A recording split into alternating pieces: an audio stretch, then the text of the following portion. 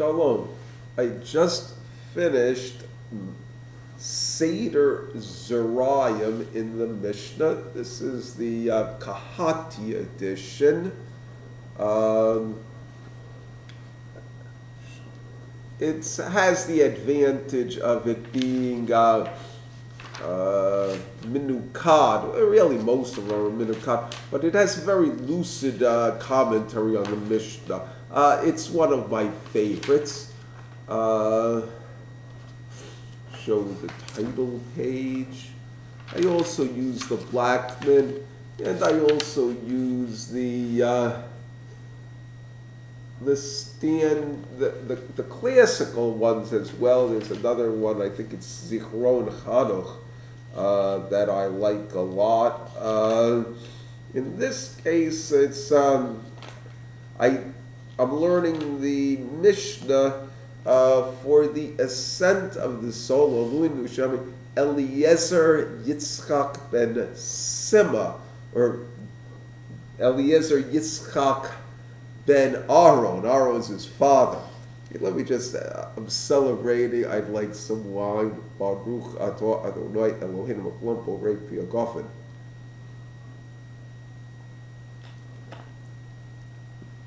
This is selected. It's a Karma Mizrahi. It's a good wine.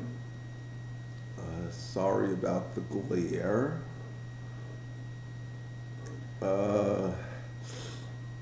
Finishing this one off. It's Cabernet Merlot Shiraz, so they mixed it up good.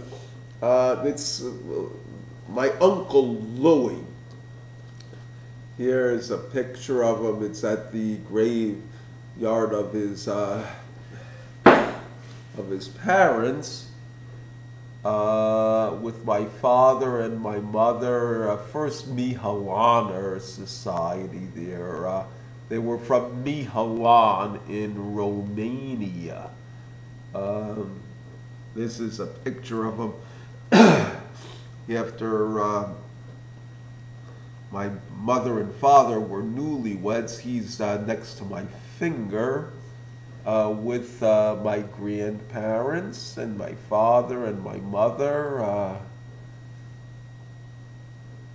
So actually, my Louie is next to my father, and my mother is next to my Uncle Lenny. He should rest in peace. In the middle are my grandparents. And this is his grave. It's in Island, New Jersey is where the grave is. And he's in the section with Congregation Beth Shalom. My father was a big macher in the shul, and Louie got bought a cemetery plot with the shul there, with my father, my mother. Let me have a cookie. Baruch atah Adonai Eloheinu Melech Borei Pi Hagafen.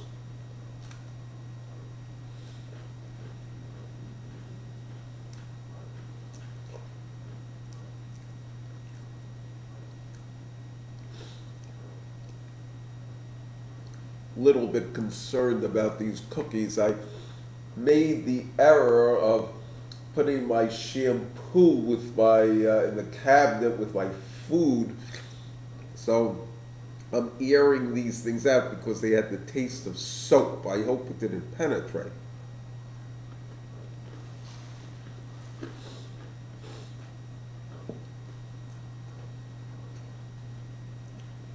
Looks pretty good. So it tastes pretty good. Now, there's some favoritism in the Mishnayos when you're discussing it towards the last chapters, basically because you just learned them and they're on your mind. Let me have one of these cookies. There's that. Let's see if I can do better. these are all seconds. They give them away for free to the yeshivas and synagogues, but you have to know how to pick them out.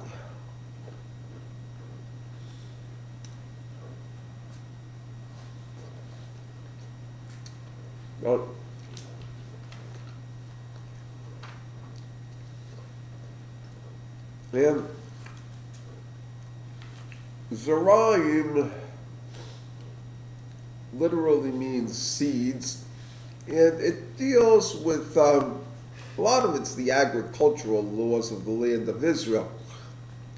From the Chumash, also as they've been refined through the Gemara. Really, this is the Mishnah. It's the first major codification of Jewish law. And to a certain extent, it's like a teaching device. It's like something that a teacher would use to explain the laws and have them be absorbed by the students. And you'll use certain devices that might seem a little bit silly or strange as a vehicle for conveying a precept. It's part of it. Another part of it is it's categorizing different real life situations, including ones that are comparatively unusual. In the last chapter of Bikurim has a section on what they call androgynous and tumtum, specifically androgynous. What it is an androgynous is someone, it's a freak, that it has the sexual characteristics of both a man and a woman. Tumtum has the sexual characteristics of neither of them. And what the Mishnah does is use that as a vehicle for explaining different laws as they relate to men and women. The unusual feature of the androgynous tends to focus your interest. So it starts by saying this is the last parak, or the fourth parak in Bikurim. Bikurim is the first fruits. It's a mitzvah to bring the first fruits to the temple. So it says the androgynous, hermaphrodite in English, has the characteristics where sometimes he's like a man, sometimes he's like a woman, sometimes he's like both, sometimes he's like neither. Now it's going to go through different laws. In the next Mishnah asks, how is he like a man? And it says, he becomes metame beloven ka'anashim. He becomes defiled through white, or basically semen. Semen is white, like men. In other words, if a man masturbates, he becomes ritually impure. The purification is very simple. Basically, it amounts to taking a bath. Okay? So he would have to conduct himself that way. Okay? And he dresses like a man. And he is permitted to marry, but he does not marry like men. Okay? In other words, he cannot marry a man, rather he marries a woman. In this way, he's like a man. He marries a woman. And it says his mother sits upon him for the pure blood, like like men. Now, what that is, and this is where you're learning the Chumash, is when a woman gives birth to a child, basically she becomes impure. And she becomes impure for 7 days for a man and 14 days for a girl. Okay? Basically, it's recovering after the birth. And it makes a distinction between a boy and a girl. And in this case, what it's saying is that he would be treated like a boy in this case. So she would only be considered ritually impure for 7 days with him. Now, what ritually impure in this case would mean is that she couldn't eat foods that are specifically considered sacred, tithes that are set aside to be eaten in the temple, or in a state of purity. As an example. And it continues, Ve'enu mityachev im nashim k'anashim. And he can't be alone with women like men. The idea, okay, what you're talking about in Yiddishkeit is you have specific, men are men and women are women. And the idea is that if the man and a woman are alone, there's a distinct possibility that you must be careful of, that they will have relations, okay, specifically illicit relations. So in other words, like a man, he wouldn't be permitted to be alone with women.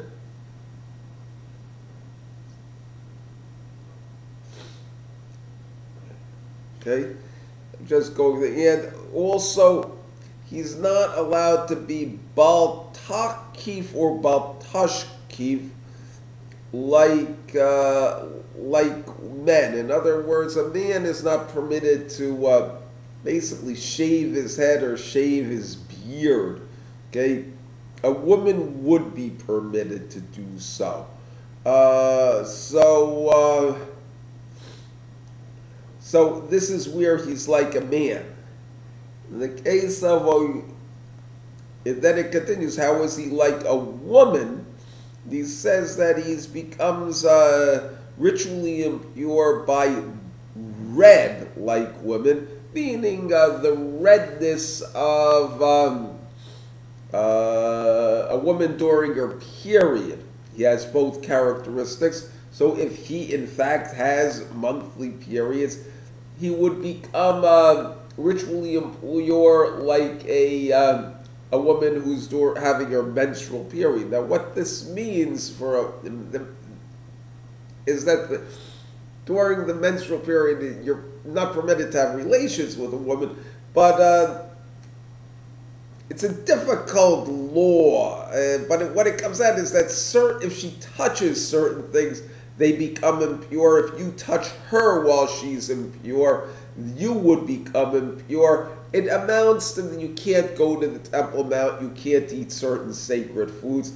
The idea is that when a woman is having her period, you're supposed to keep a little bit of a distance from her. And in the case of a hermaphrodite, if this is having a period, you would also keep some distance from him as well. Okay, and he wouldn't eat sacred foods or go to the Temple Mount at that time. You can't go to this Temple Mount while you're having your period. Okay, and he's not permitted to be alone with men like a woman. Okay, so he has both. Then it says, and he doesn't require yibum like nashim. Now this is where you're getting into the details of the Torah. Okay, the issue of Yibum. Hold on a bit. Have to know how to break off the burnt part. Let me get a knife. Make it a little bit easier. Or a knife. Scrape.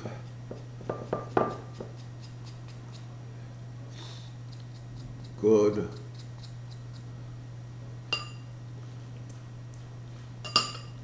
It is free, okay? But, and it is tasty. You have to live with things like this. It's part of being a Talmid Chacham in Eretz Israel.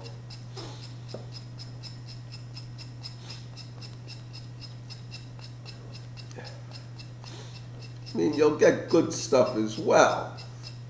No.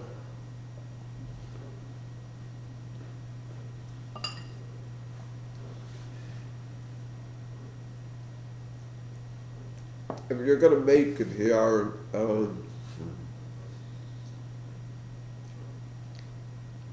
you have to know how to live by your wits. And humility helps a whole lot.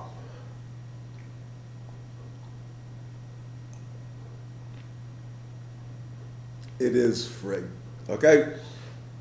So, but anyway, the whole idea of Yibum is it's an idea that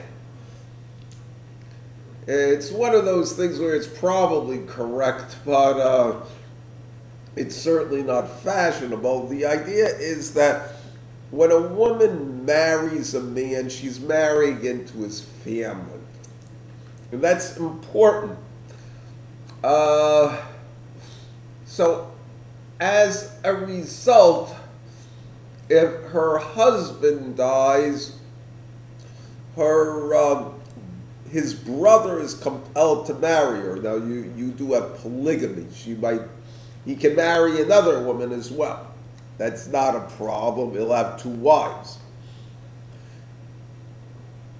Tzarich iyun. It requires study, okay, on this type of thing. The idea is she stays in the family. From a religious standpoint, the idea is that the woman is really an extension of her brother. He's marrying her specifically to have a child by her who will resemble the brother. That the brother will continue to have an inheritance in Israel. That's the basic idea. With the breakup of the family, it's not so relevant today, and it is not done. Okay, if someone tries to do it, they'll get into trouble, and by the time of the Gemara, they would instruct people to have Yibum, Yibum is based, or Chalitza, the release. They would instruct, the man wasn't required to marry her. He could say, I don't want to marry this girl. And the girl was permitted to say, I don't want to marry him. Although from a biblical standpoint, that was considered somewhat of a betrayal of the deceased. That was basic, or a betrayal of the woman.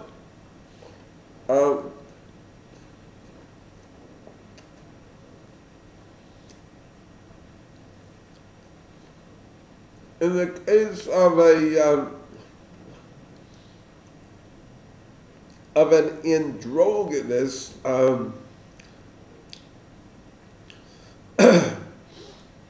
he doesn't require Yibum. Okay, he marries a girl and he dies, she doesn't go through this. She isn't. The connection with his brother is not considered sufficiently strong that he would be in that had his widow and his brother would be encouraged to marry. The way it works actually in the Chumash is that if they marry, it's fine. And the truth of the matter is that they're kind of like considered immediately married. And when you go through chalitza, which is a release, it's kind of like he's divorcing her. Okay, it's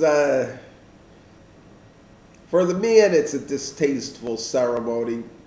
Also for the woman as well. It's the idea is that the man is betraying the girl, and he really deserves to be spat upon and stigmatized because of it. That's the attitude of the Chumash. In the case of this, you dispense with the ceremony. She is simply free.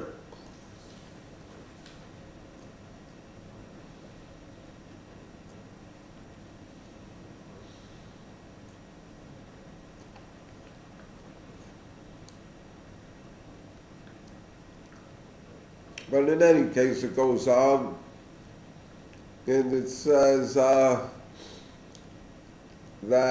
how is he like men and women? Both? Let's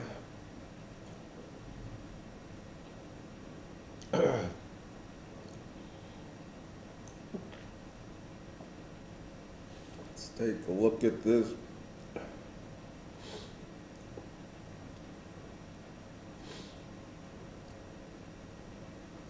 Okay, that if he accidentally kills somebody, it's not really accidentally, it's negligently kills somebody, that he would have to go to an ear miklat. See, this is, you're seeing how it's exercising your knowledge of the Chumash. What an ear miklat is literally a city of refuge. And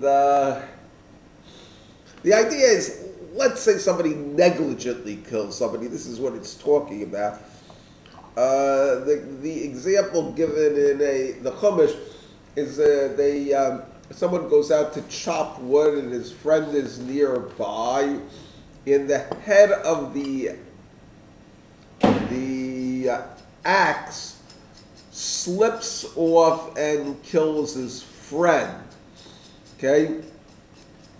The basic idea is that he should have told his friend to keep a safe distance away, and he should have checked his axe when he was before he was going to start chopping this wood. In other words, he is somewhat culpable for this accident.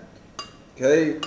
And because he is somewhat culpable, the next of kin is entitled to kill him over it as an act of vengeance. However, what we say is that if he runs away to a city of refuge, it's a city that's specifically set aside for this type of thing, and the Kohanim and the Levim live there, that as long as he's in that city, the blood avenger is not permitted to kill him. If he goes outside of the city, the blood avenger can kill him. Okay? May even be obligated, or it may be considered that the blood avenger really shouldn't do this. It's a discussion within the Talmud about that.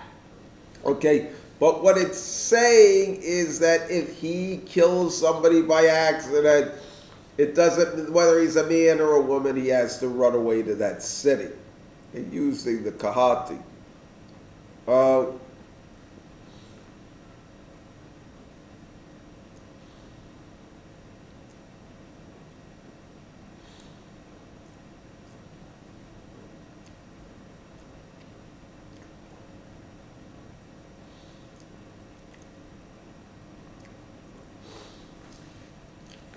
And then it talks about how, let me get some light on this subject. How is this going? No, that's not what I want. Well, maybe it is. Let's try them both. Yeah, not bad. Okay? Talks about how he is, where he's not like men or women.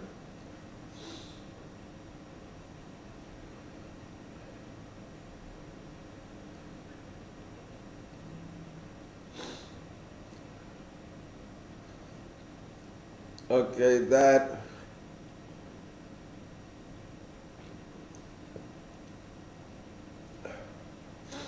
Okay, first it talks about you don't burn his truma on the impurity of his discharge. The idea is that truma it's basically grains, vegetables, it's agricultural products that you give to the high priest, but it must be given in a state of ritual purity. So, for example, if a woman who touches it, who is in her period, or a man touches it who has masturbated or had a wet dream the night before and he hasn't gone to the mikveh, that type of thing, you would burn the truma. Okay?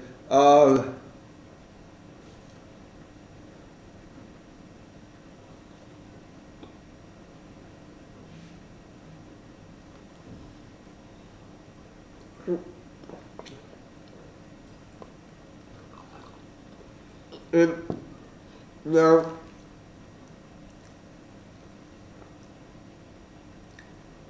burning the truma is considered extreme because it's good food, it's money. The fact that somebody who touched a dead lizard touched that may make it less appetizing, but nevertheless it's still edible. Okay? And that's a big issue. So you've got certain situations where you just burn it and get rid of it. You know, it was in contact with something disgusting. It's not appropriate to give it to somebody you love and respect. That's the basic idea. Okay? In his case, the fact that he had a wet dream, or the fact that he had his period, this is, we're talking about a hermaphrodite, because there's a doubt as to whether he's a man or a woman, you wouldn't go so far as to burn the truma. And in that case, he's not like a man or a woman. But the basic idea, as I said, of all of this is it becomes an exercise in learn your Bible.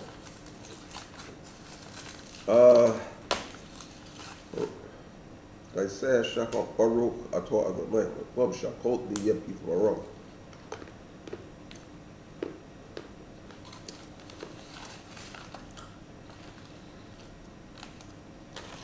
Her Uncle Louie, that I should remember him favorably, remember him kindly. He was, well, I'll say it, he was my favorite uncle. In retrospect, I loved them all. Loved my Uncle Lenny. Loved my Uncle Milton. My uncle, I said Uncle Milton, I meant to say I loved him too. He was far away. Loved my Uncle Martin.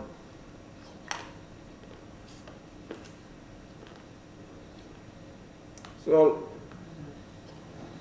you want to remember these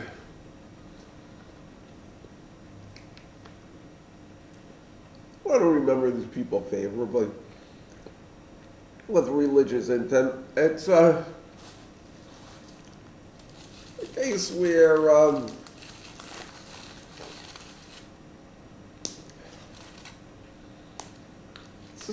at times it's difficult to learn, quite honestly. And I learned with enthusiasm for years, but recently it's become like I'm walking through mud in a swamp. Becomes repetitive.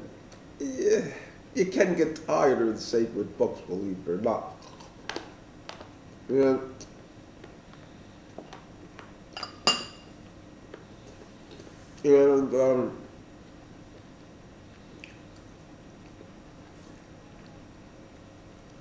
even under the best of circumstances, sometimes you need a little bit of a push to do mitzvahs. So I wouldn't be learning the Mishnayos just on my own, for their own reason. The fact that I'm doing it for the ascent of the soul of my uncle who I loved gives me a little bit of a push to do this. That they think a little bit better of him in Gan Eden because he motivated me to do this is the basic idea. The story is that it's a story about someone who was learning Mishnayos, his father, whatever. He's not observant, not a scholar. And then the person appeared to the guy learning in a dream and said that he should keep on learning because every time he learns a Mishnah in this world, the deceased will learn a Mishnah in the world to come.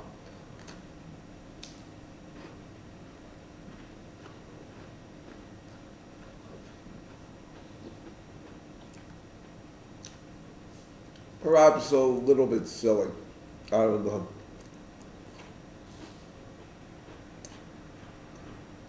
But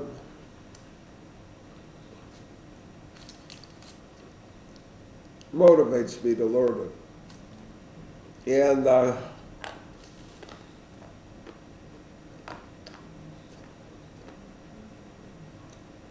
love of my uncle and the love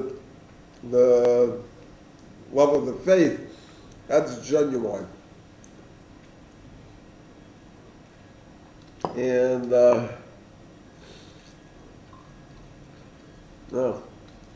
finished the bottle. Here it is. This is Yisraeli, popular priced wine. It's a good one. The label is supposed to show the coast of Israel. The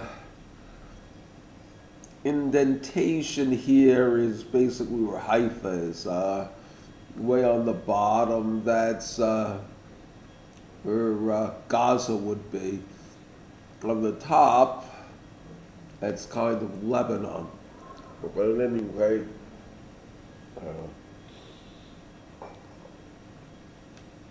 you also enjoy the refreshments.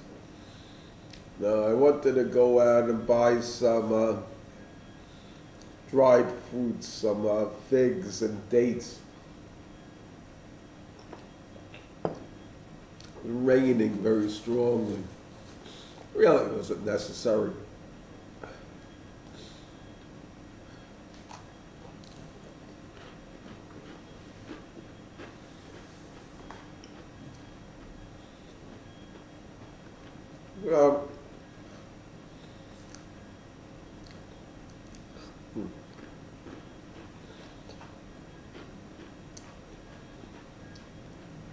Tastes pretty good.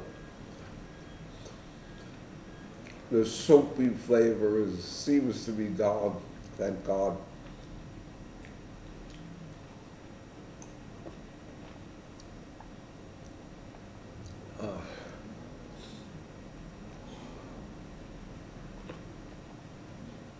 So this, the learning, the celebration, the tape, I am going to make a Siyum in Shul, Bialim, talk to one of the people there.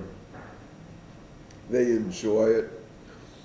I enjoy it. It's a big kavod. So I made it in other shuls too. Now it's time to do it in Biala.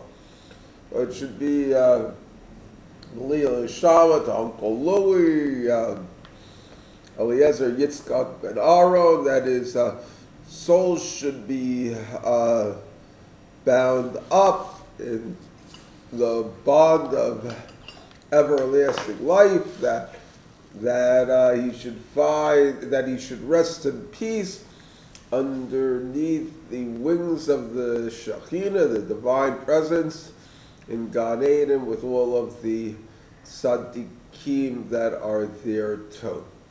Thank you. Shalom.